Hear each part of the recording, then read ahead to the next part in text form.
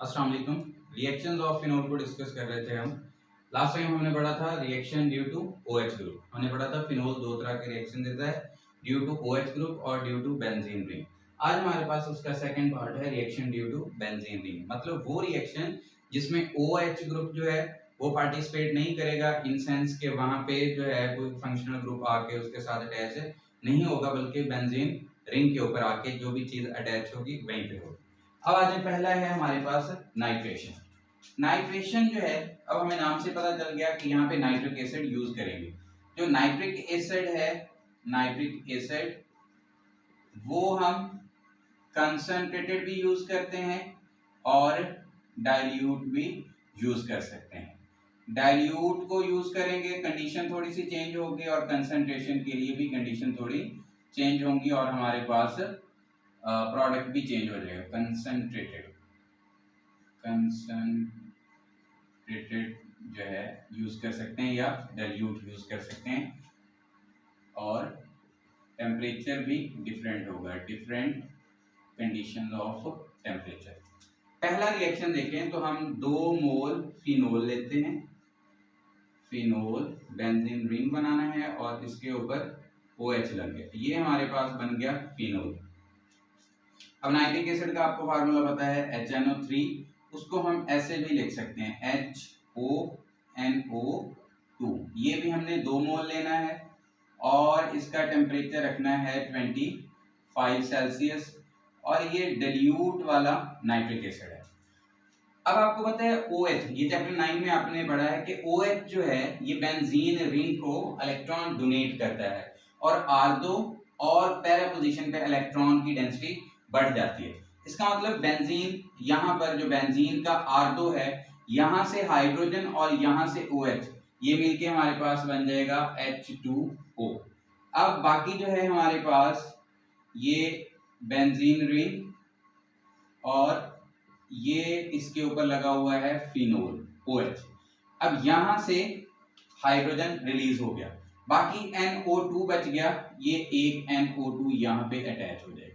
ये 2 मोल लिया था ना, अभी 1 मोल इस्तेमाल हो गया, 1 मोल रह गया। जो दूसरा है, दूसरा फिनोल वाला या दूसरा मोल है, उसमें OH जो है और यहाँ पैरा से H निकलेगा तो वाटर बन जाएगा। फिर हमारे पास यहाँ पे वाटर एक पहले बना हुआ था, एक और बन गया, 2 वाटर के मॉलिक्यूल प्लस ये दोबारा हम फिनोल ड्रॉ करेंगे। यहाँ पर ये हमारे पास आ गया फिनोल, और अब हाइड्रोजन निकला है पैरा पोजीशन से, तो यहाँ पे आके अटैच हो गया NO2।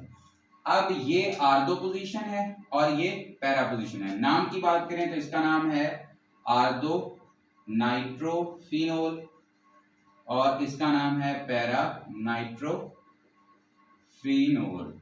ये हमारे पास 2 प्रोडक्ट बन गए। अब अगर हम कंसंट्रेटेड नाइट्रिक एसिड यूज करते हैं तो हमारे पास प्रोडक्ट कुछ यूं बनेगा। ये है हमारे पास OH फिनोल प्लस हम यहाँ पे 3 मोल यूज करते हैं नाइट्रिक एसिड, उसको हम फिर HNO2 और इस तरह लिखते हैं, और डेल्टा का साइन है, मतलब इसको अगर थोड़ा बहुत हीट करना पड़े तो भी हम कर देते हैं। अब हमारे पास गौर से आपने समझना है यहाँ पे क्या होगा। जब हम कंसंट्रेटेड नाइट्रिक एसिड यूज करते हैं ना, तो एक से ज्यादा जगहों पे नाइट्रेशन होती है। यहाँ पे एक जगह पे नाइट्रेशन नहीं है, लेकिन यहाँ पे एक से ज्यादा जगहों पे नाइट्रेशन होगी। अब यहाँ पे 3 OH हैं, एक R2 से H निकलेगा और एक इस R2 से H निकलेगा और एक पैरा से H निकलेगा, तो 3 H निकलेंगे और 3 OH, तो ये हमारे पास बन जाएगा 3H2O, 3 वाटर के मॉलिक्यूल बन जाएंगे।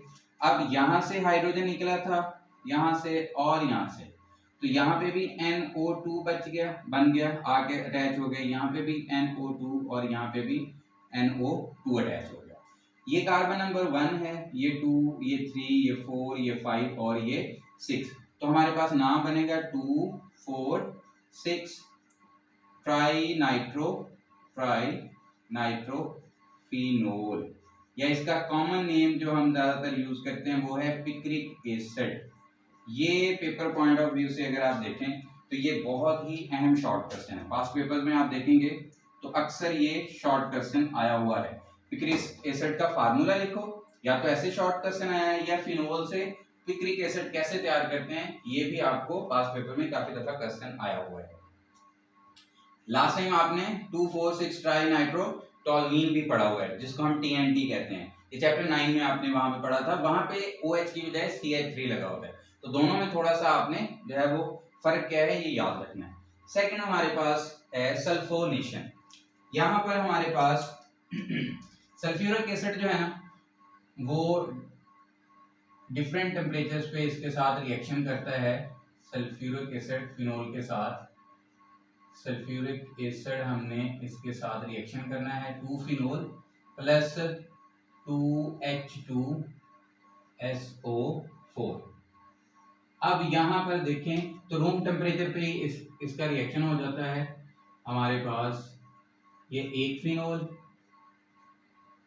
और ये OH लगा हुआ है यहाँ पर। अब जो OH है एक SO3 को भेज देगा आर्थो पोजीशन पे और दूसरे में भेज देगा पैरा पोजीशन पे। चले हम पहले फिनोल ड्रॉ करते हैं और उसके बाद इसका देखते हैं कि रिएक्शन कैसे हो रहा है। अब यहाँ पे OH लग गया। अब गौर से सुनिए, यहाँ से ये 2 मोल सल्फ्यूरिक एसिड है ना, 1 मोल में से 2 हाइड्रोजन और 1 ऑक्सीजन निकलेगा तो बन जाएगा आपके पास H2O। फिर दूसरा मोल 2 मोल है तो वहां पे से भी क्या निकलेगा, 2 हाइड्रोजन और 1 ऑक्सीजन, तो दोबारा H2O। तो ये आपके पास 2 वाटर के मोल बन जाएंगे। अब यहाँ पे आपके पास बच जाएगा SO3, यहाँ पे SO3। अब इस जगह पे हाइड्रोजन था ना, वहां पे जब SO3 आके लगेगा तो हाइड्रोजन वहां से निकलेगा, वही हाइड्रोजन यहाँ पे अटैच हो जाएगा। सपोज हम कहते हैं वही हाइड्रोजन यहाँ पे अटैच हो गया, तो हमारे पास ये SO3H बन गया। सेम यहाँ पे पैरा पोजीशन पे एक हाइड्रोजन मौजूद था, वहां पे SO3 लगा, जो वहां पर हाइड्रोजन मौजूद था वो बाहर आ गया, इसके साथ अटैच हो गया, तो ये हमारे पास SO3H बन गया। अब प्रायोरिटी ऑर्डर में देखें तो सल्फोनिक जो ग्रुप है इसको फर्स्ट प्रायोरिटी पे लेके आते हैं और हाइड्रोक्सी जो है वो सेकंड प्रायोरिटी पे होता है प्रायोरिटी ऑर्डर के लिहाज से। तो इसका नाम हमारे पास बनेगा आर्दो हाइड्रोक्सी। अब नंबर 1 पे ये आ जाएगा, नंबर 2 पे मतलब SO3 अब पेरेंट के तौर पे आएगा और OH जो है ये फंक्शनल ग्रुप के तौर पे सब्स्टिट्यूएंट के तौर पे आएगा। तो ये आर्दो हाइड्रोक्सी बेंजीन सल्फोनिक एसिड, आपके पास आर्दो हाइड्रोक्सी बेंजीन सल्फोनिक एसिड। और ये आपके पास यहाँ पे जो है पैरा हाइड्रोक्सी, यहाँ पे आ जाएगा पैरा हाइड्रोक्सी, बाकी सारा नाम सेम है। ये आर्दो हाइड्रोक्सी है और वो दूसरा जो है वो para hydroxy benzene sulphonic acid. Next है हमारे पास हेलोजिनेशन। हेलोजिनेशन ये भी इंपॉर्टेंट शॉर्ट है आपके लिए, ये ना इसकी आइडेंटिफिकेशन, फिनोल की आइडेंटिफिकेशन के लिए ये एज अ आइडेंटिफिकेशन टेस्ट भी यूज किया जाता है। इसमें हमने क्या करना होता है, एक्वस फिनोल लेके प्लस ब्रोमीन वाटर के साथ, ब्रोमीन वाटर के साथ रिएक्शन करना होता है। इसके नतीजे में हमारे पास जो प्रोडक्ट बनता है ना वो वाइट पीपीटी प्रेसिपिटेट बनते हैं जो कि नीचे बैठ जाते हैं, जिससे हमें कंफर्मेशन हो जाएगी कि हमारा जो प्रोडक्ट है या हमारा जो सैंपल है वो फिनोल है। इसमें क्या करना है, ये है हमारे पास फिनोल, हमारे पास ये फिनोल है OH प्लस, यहां पर हमारे पास 3 Br2 आ जाएगा हमारे पास। अब एक R2 फिर दूसरे R2 और फिर पैरा पे ब्रोमीन लग जाएंगे। यहाँ पे आपके पास फिनोल एज इट इज ऊपर रहेगा OH और एक ब्रोमीन यहाँ पे आ जाएगा, दूसरा यहाँ पे आ जाएगा और तीसरा यहाँ पे, 2 R2 पे और एक पैरा पे। यहाँ से 6 ब्रोमीन थे, 3 इस्तेमाल हो गए, 3 बच गए और यहाँ से 3 हाइड्रोजन निकले थे, तो वो वाले जो हैं वो मिलके 3HBr हमारे पास बन जाएगा। अब इसका नाम अगर देखें तो हम ये कार्बन माने हैं, ये 2 3 4 5 6 नाम बनेगा 2 4 6 ट्राइब्रोमो फिनोल, ट्राइब्रोमो फिनोल, और ये क्या होगा, ये वाइट प्रेसिपिटेट। प्रेसिपिटेट का मतलब होता है इनसॉल्युबल शक्ल में कोई चीज नीचे बैठ जाए तो उसे हम प्रेसिपिटेट कहते हैं। लास्ट है हमारे पास हाइड्रोजिनेशन। हाइड्रोजिनेशन, फिनोल हमने पढ़ा है कि बेंजीन रिंग की रिएक्टिविटी के ऊपर अगर OH लगता है ना तो बेंजीन रिएक्टिविटी बढ़ जाती है, ये आप लोगों ने पढ़ा हुआ है पहले से। इसमें हमने हाइड्रोजन ऐड करनी है, 3 मोल जो है हाइड्रोजन ऐड करेंगे हम in the presence of nickel acting as a catalyst, और टेम्परेचर रखते हैं 150। देखिए अगर सिंपल बेंजीन होता ना तो हमें कम से कम यहाँ पे 200-300 के राउंड अबाउट टेम्परेचर करना पड़ता है, 200 के राउंड अबाउट करना पड़ता है। लेकिन जब फिनोल लगा हुआ है उसके ऊपर तो बेंजीन की रिएक्टिविटी बढ़ने की वजह से हमें टेम्परेचर थोड़ा कम ही रखना पड़ेगा। अब हम देखते हैं कि ये होगा क्या, कि ये जितने भी डबल बॉन्ड हैं ये सारे खत्म हो जाएंगे। अब ये सारे के सारे हमारे पास जो डबल बॉन्ड है ये खत्म हो जाएंगे और ये OH। अब यहाँ पे डबल बॉन्ड खत्म होगा तो 2 हाइड्रोजन के एटम यहाँ पे अटैच हो जाएंगे और फिर 2 इधर अटैच हो जाएंगे, 2 इधर, टोटल 6 हाइड्रोजन के एटम हैं या 3 मॉलिक्यूल हैं वो सारे इधर ऐड हो जाएंगे। तो अब ये हमारे पास क्या बन गया, साइक्लोहेक्सानोल।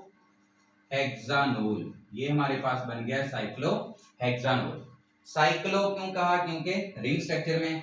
हेक्सानोल क्यों कहा, क्योंकि अब कार्बन कार्बन सारे सिंगल बॉन्ड है, कोई भी डबल बॉन्ड नहीं है। ओल क्यों लिखा, क्योंकि उसके ऊपर OH लगा हुआ है as a functional group alcohol के तौर पे। तो ये हमारे पास आ जाएगा साइक्लोहेक्सानोल। ओके डियर स्टूडेंट, ये थे हमारे पास रिएक्शन। आपको लॉन्ग क्वेश्चन में अगर पूछा जाए तो आपको लॉन्ग क्वेश्चन में ऐसे ही पूछा जाएगा कि फिनोल के वो रिएक्शन मेंशन करो जिनमें बेंजीन रिंग इन्वॉल्व होता है या जिनमें OH ग्रुप इन्वॉल्व होता है। आपको अलग अलग ही पूछा जाएगा, सारे एज इट इज पूरा इकट्ठा लॉन्ग क्वेश्चन जो है वो नहीं आता, 4 नंबर का लॉन्ग आना होता है। ओके डियर स्टूडेंट्स, अल्लाह हाफ़िज़।